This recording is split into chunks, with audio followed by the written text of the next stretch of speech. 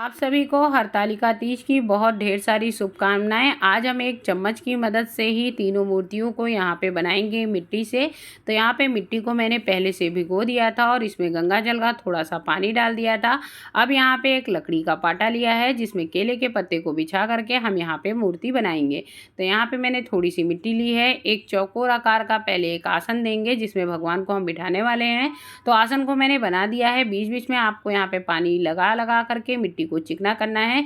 इस चीज को आप मत भूलिएगा। अब यहाँ पे सबसे पहले शंकर जी की जो नीचे की जो जलाकी होती है उसका हम शेप देंगे। तो आप देख सकते हैं मैंने यहाँ पे अच्छे से लंबे से इसको शेप दे लिया है। शेप देने के बाद उंगली की मदद से हल्का सा इसको गाढ़ा कर देंगे। साइड की पॉइंट को हल्का सा उठा देंगे और एक अच्छा सा शेप हम यहाँ पे जलाकी का दे लेंगे। आप देख सकते हैं काफी अच्छे से हमने यहाँ पे नीचे का शेप दे दिया है। हल्का हल्का सा पानी लगा लगा करके अगर आप इसको चिकना करेंगे तो काफी अच्छे से चिकना भी हो जाएगा और एकदम परफेक्ट बन जाएगा। अब यहाँ पे सबसे पहले हम शंकर जी के शिवलिंग का निर्माण करेंगे। तो हमने यहाँ पे शिवलिंग बना लिया है। शिवलिंग को बना करके उस जलाकी के ऊपर रख दिया है। यहाँ पे आप देख सकते हैं मेरे भोलेनाथ एकदम बनके एकदम रेडी हो चुके हैं। साइड साइड से अच्छे से पानी लगा करके इसको आप चिकना कर लीजिएगा। थोड़ा थोड़ा सा पानी आप लगाते जाइएगा। काफी परफेक्ट आप इसको बना लेंगे। तो काफी अच्छे से मैंने यहाँ पे बना लिया है। नीचे के शेप को थोड़ा सा दबा दीजिएगा। इससे क्या होगा कि जो दूध जल जो भी आप चढ़ाएंगे वो आसानी से नीचे साइड से निकल जाएगा। आपकी जो मूर्ति है वो गलेगी नहीं क्योंकि मिट्टी की मूर्ति है इसलिए भी। तो 2 लोग पूजा करें, 4 लोग पूजा करें, 6 लोग पूजा करें, जो नीचे का साइड का पोर्शन हल्का सा दबा देंगे तो जो भी आप इसमें जल दूध दही जो भी चढ़ाएंगे वो इजीली आपके बर्तन में, इसके नीचे जो आप बर्तन रखेंगे उसमें आ जाएगा। इससे क्या है आपकी मूर्ति भी अच्छे से रहेगी। मतलब कभी कभी क्या होता है मिट्टी की मूर्ति आप बनाते हैं फिर वो मिट्टी गल जाती है, पूजा करते करते ही गल जाती है या फिर गिर जाती है, टूट जाती है। तो ऐसा कुछ भी इसमें नहीं होगा। तो यहाँ पे मैंने मूर्ति को बना लिया और मूर्ति को कोशिश कीजिए 1-2 दिन पहले आप बनाएंगे तो उससे क्या है कि मूर्ति अच्छे से आपकी सूख जाएगी और सूखने के बाद काफ़ी ज़्यादा परफेक्ट बन जाएगी। मूर्ति बनाने का बहुत ही ईजी तरीका लेके आए हैं। शिवलिंग तो अधिकतर सभी लोग बना लेते हैं, बाकी गणेश जी और पार्वती मैया को बनाने में प्रॉब्लम होती है। तो आज मैं उसका भी बहुत ही ईजी तरीका आपके लिए लेके आई हूँ, इसलिए वीडियो को पूरा देखिएगा। तो यहाँ पे मेरे भोलेनाथ रेडी हो गए हैं। मैंने एक छोटा सा डमरू भी रेडी कर लिया है।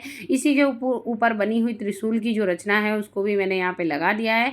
लगाने के बाद एक टूथपिक में इन दोनों को अच्छे से सेट कर दिया है और सेट करने के बाद मैंने यहाँ पे जो आसनी बनाई थी जिसमें शंकर जी को सेट किया था उसी पे हम ये त्रिशूल को अच्छे से दबा करके लगा देंगे, थोड़ी सी मिट्टी को रख करके, जिससे ये अच्छे से सेट हो जाए। क्योंकि भोलेनाथ है तो त्रिशूल और डमरू के बिना तो अधूरे हैं। जैसे नाग बाबा के बिना अधूरे हैं वैसे ही त्रिशूल और डमरू के साथ बनती है तो मूर्ति पूरी हो जाती है। साथ में यहाँ पे नंदी बाबा भी बनाएंगे पर वो हम लास्ट में बनाएंगे। अच्छा यहाँ पे क्या है कभी कभी क्या है कि कहीं कहीं पे मिट्टी की मूर्तियाँ मिल जाती हैं इसलिए, और कहीं कहीं पे नहीं मिलती है। जैसे मैं गुजरात में रहती हूँ तो क्या है यहाँ पे मिट्टी की मूर्तियाँ नहीं मिलती हैं। जनरली यहाँ पे हरतालिका तीज लोग व्रत भी नहीं रहते हैं इसलिए भी मूर्तियाँ यहाँ पे नहीं मिलती हैं। उत्तर प्रदेश वगैरह में क्या है कि ज़्यादा औरतें वहाँ पे हरतालिका तीज वगैरह का व्रत रहती हैं तो कुम्हार वगैरह का वहाँ पे पास में ही रहता है, इसलिए वहाँ पे ईजिली आपको ये मूर्तियाँ मिल जाएंगी बनी बनाई। लेकिन अगर आपके आसपास भी मूर्तियाँ नहीं मिलती हैं, आपको बनाना पड़ता है, तो आप इस तरीके से चम्मच की मदद से ईजिली बना सकते हैं। इसी तरह हमने गणेश भगवान के लिए भी पहले एक आसनी बनाई है। आसनी बना करके थोड़ी सी मिट्टी को चम्मच में लिया है और अच्छे से उसको दबा दिया है, जिससे वो चम्मच का नीचे का जो शेप होता है वो आ जाता है। उसको अच्छे से चिकना करके हमने यहाँ पे रख दिया है। पीछे सपोर्ट के लिए थोड़ी सी मिट्टी लगा दी है जिससे कि गणेश जी का जो मोटा सा पेट होता है वो बाहर साइड अच्छे से आ जाए। फिर थोड़ा थोड़ा पानी लेकर के अच्छे से उसको चिकना कर दिया है। वापिस से चम्मच में फिर से उसी तरह मिट्टी लेंगे काफ़ी अच्छे से उसको भी चिकना कर देंगे और काफ़ी बढ़िया सा शेप, मतलब चेहरे का अच्छा सा शेप दे लेंगे। उसके बाद वो पेट वाले भाग पे यहाँ पे हम रख देंगे, ऊपर से थोड़ा सा दबा देंगे तो क्या है जो हमारा शेप है वो काफ़ी ज़्यादा परफेक्ट आ जाएगा। हल्का सा पानी लगा करके चिकना आप करते रहिएगा। तो यहाँ पे काफ़ी अच्छे से इसको मैंने बना दिया है। अब गणेश भगवान की यहाँ पे हम नाक बनाएंगे। तो नाक के लिए थोड़ी सी मिट्टी को लंबे आकार में आप कर लीजिए बेलन जैसा। वैसा करने के बाद इसको आप चेहरे के बीचों बीच में लगा करके अच्छे से उसको उसी में ब्लेंड कर दीजिए।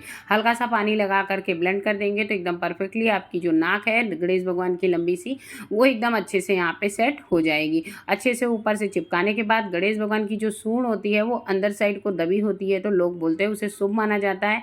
तो हमने भी उसी तरह नाक का शेप दे दिया है। अगर आपको उस नाक के शेप में थोड़ी सी दिक्कत हो तो आप किसी भी गणेश भगवान की मूर्ति को देख करके या फोटो को देख करके उस तरह नाक के शेप आप दे सकते हैं। तो नाक का शेप यहाँ पे अच्छे से बन गया है। अब यहाँ पे उनका हाथी का मुख था, इसलिए उनके कान भी बड़े बड़े थे। तो यहाँ पे एक छोटा सा टुकड़ा मिट्टी का तोड़ लीजिए, बीच से दबा दीजिए और दोनों कान एक बार में ही आपके बन के रेडी हो जाएंगे। अंगूठे की मदद से हल्का सा गड्ढा टाइप का कर दीजिएगा, जिससे कि क्या है आपका कान का शेप एकदम अच्छे से हो जाए। मैंने यहाँ पे माचिस की तीली का प्रयोग किया है और इसको पूरे दोनों साइड से डाल दीजिए और फिर इसमें दोनों कानों को अच्छे से सेट कर दीजिए। आप देख सकते हैं काफ़ी अच्छे से मैंने यहाँ पे सेट कर दिया है और ये जो तीली हमने डाली है, इसी तीली में ही हम दोनों कानों को अच्छे से फंसा देंगे। जब ये सूख जाते हैं तो एकदम हार्ड हो जाएंगे और काफ़ी अच्छे से सेट भी हो जाएंगे। मूर्ति बनाने के लिए जिस भी मिट्टी का आप प्रयोग कर रहे हैं उसको एक बार चाल जरूर लीजिएगा कि मिट्टी में किसी भी प्रकार के छोटे छोटे कंकड़ ना हो, एकदम परफेक्ट मिट्टी हो। कोशिश करिएगा कि गीली वाली मिट्टी हो, जो मतलब एकदम गीली वाली चिकनी चिकनी मिट्टी नहीं आती, वो वाली मिट्टी होती है। तो उससे क्या है कि जो आप मूर्तियाँ बनाते हैं वो बहुत परफेक्ट बनती हैं, टूटती नहीं है, चिकनापन भी अच्छा रहता है। और जैसे हमने यहाँ पे रोल किया है ना, तो रोल वगैरह आसानी से हो जाता है, बीच से टूटता नहीं है। और मूर्ति कभी भी हरतालिका तीज के लिए बनाइए तो एक दिन पहले बना करके रखे देंगे तो दूसरे दिन अच्छे से ड्राई हो जाते हैं। तो जैसे हम दूध है, दही है, ये सारी चीज़ें शंकर जी पे चढ़ाते हैं तो वो अच्छे से टिकती हैं, मतलब हमने चढ़ाया तो वो मूर्ति रहती है। मूर्ति जैसे उसी दिन की बनी होती है तो मूर्ति गलने लगती है पूजा करते करते, इसलिए एक दिन पहले एक बना लीजिएगा। तो मैंने यहाँ पे गणेश जी के पैर बना दिए हैं, माचिस की तीली से छोटी छोटी उनकी उंगलियां भी बना दी हैं। सारी चीज़ें यहाँ पे रेडी हो गई हैं। अब मैंने यहाँ पे गणेश जी की मूर्ति बनाई है, तो बिना आशीर्वाद के तो अधूरी है, तो उनके हम यहाँ पे हाथ बनाएंगे और आशीर्वाद मुद्रा में बनाएंगे। जैसे गणेश भगवान का हाथ आशीर्वाद मुद्रा में होता है, तो यहाँ पे एक हाथ में उनके आशीर्वाद देते हुए होंगे, दूसरे हाथ में उनके लड्डू होना चाहिए। तो दूसरा हाथ हम यहाँ पे नीचे साइड रखेंगे। नीचे साइड हाथ रखने के बाद हल्का सा उंगली से आप हल्का सा दबाएंगे तो एक गड्ढे जैसा हो जाएगा। दोनों साइड के हाथों को अच्छे से आप अपने हिसाब से सेट कर लीजिएगा। सेट करने के बाद छोटे से मिट्टी के टुकड़े से हमने यहाँ पे लड्डू बना दिया है और नीचे वाले हाथ में इसी समय रख देंगे, जिससे वो अच्छे से उसी में सेट हो जाएगा। तो काफ़ी अच्छे से मैंने यहाँ पे लड्डू को रख दिया है उसी पे। अब यहाँ पे हमने एकदम परफेक्टली इनको एक छोटा सा दांत लगा दिया है, क्योंकि एक दंत है इसलिए एक छोटा सा दांत यहाँ पे लगना जरूरी है। अब यहाँ पे थोड़े से मिट्टी के टुकड़े से हमने इनकी पगड़ी बना दी है गणेश जी की। दोनों साइड से पगड़ी को अच्छे से सेट कर लिया है। ऊपर साइड के जो पॉइंट होता है उसको थोड़ा सा आप घुमा देंगे तो एकदम पगड़ी जैसा यहाँ पे लुक आ जाएगा। पीछे के पोर्शन को आप अच्छे से पानी की मदद से अच्छे से मर्ज कर दीजिएगा। अब यहाँ पे मैंने 2 पॉइंट्स बना दिए हैं जहाँ पे हमारी आंखें आएंगी, वो जरूरी है। उसके बाद ही हम उसमें आंखों को सेट करेंगे, क्योंकि इस आंख बनाने के लिए हल्की सी मिट्टी ड्राई होनी चाहिए, इसलिए हम उसको बाद में बनाएंगे। अब यहाँ पे लास्ट में हमें पार्वती जी बनानी है। चम्मच से वापस से हमने यहाँ पे वैसे ही मिट्टी को रखा है जैसे बाकी में रखा था, अच्छे से एक मोटा सा आकार दे दिया है। लेकिन पार्वती जी को भी बनाने के लिए सबसे पहले नीचे एक चपटा हुआ पाटा जैसा या आसन बनाना जरूरी है। तो नीचे आसन बनाइए, उसके बाद चम्मच में मिट्टी को लीजिए, वैसे ही चिकना कीजिए और अच्छे से सेट करके नीचे साइड रख दीजिए। और इसी मिट्टी को जब आप रखते हैं उसी समय आप इनके दोनों चरणों का हाथों से हल्का सा दबा देंगे तो उसी समय आपके चरण यहाँ पे रेडी हो जाएंगे। चम्मच में थोड़ी सी मिट्टी को लीजिए, अच्छे से उसको चिकना कर लीजिए। चिकना करने के बाद उस मिट्टी को आप हाथ में ले लीजिए और हाथ में ले करके ही उसी समय आप आँख बना दीजिए, नाक बना दीजिए। छोटी छोटी मिट्टी के पॉइंट्स ही आपको रखने हैं, आँख भी बन जाएगी, नाक भी बन जाएगी। और पानी से चेहरे को चिकना करना जरूरी है कि जब आप इसको नेक्स्ट डे आप इसमें कलर करें ना तो काफ़ी अच्छा कलर का शेप आए। और इसी समय चेहरे में मुंह का जो शेप होता है उसको भी आप यहाँ पे माचिस की तीली से सेट कर लीजिएगा। माचिस की तीली से सेट कर लीजिएगा या फिर टूथपिक से भी आप यूज़ कर सकते हैं। तो मैंने यहाँ पे चेहरे की पूरी आकृति बना ली है, जैसे दोनों आँखों का निशान लगा लिया है। नाक तो मैंने ऑलरेडी बनाई ही ली थी। मुंह पर भी यहाँ पे तीली से हमने मुंह का भी निशान अच्छे से बना लिया है। अब जहाँ पे आँखों के लिए हल्का सा गड्ढा किया था वहाँ पे छोटे छोटे मिट्टी के 2 टुकड़े रख दिए हैं। आप देखिए पूरा चेहरा यहाँ पे बन गया है पार्वती जी का। अब ये जो चेहरा बना है इसको हम यहाँ पे अपने ऊपर ही उसी के ऊपर लगा देंगे। साइड में हमारे यहाँ पे पार्वती जी को मांग देनी है, जिसमें हम सिंदूर लास्ट में लगाएंगे, इसलिए उसका भी निशान इसी समय हमने यहाँ पे ले लिया है। क्योंकि ऊपर से हम यहाँ पे बाल लगाने वाले हैं, इसलिए हमने यहाँ पे पहले ही यहाँ पे मांग का निशान आप दे दीजिएगा।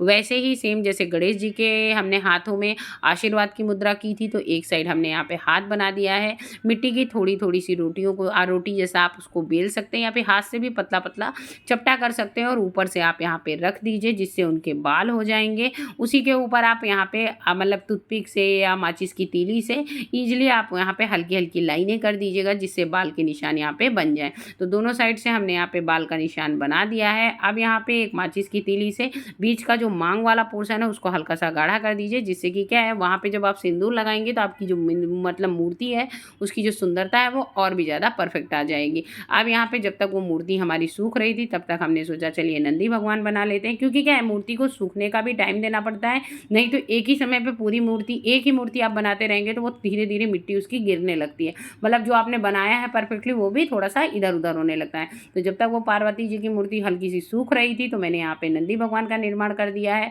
छोटे छोटे पॉइंट्स है, अगर आप उनको ध्यान देंगे तो ईजिली आप मूर्ति बना लेंगे। छोटा सा मिट्टी का एक टुकड़ा लेना है, उसके ऊपर दूसरा मिट्टी का टुकड़ा लेना है और नंदी भगवान के मुंह का आकार दे देना है। छोटे छोटे 2 टुकड़ों को ऊपर रख देना है और आपका सींग बन गया। पीछे साइड छोटा सा टुकड़ा हल्का सा हाथ से ही लंबा कर लीजिए और पीछे साइड लगा दीजिए तो वो उनकी पूंछ बन गई।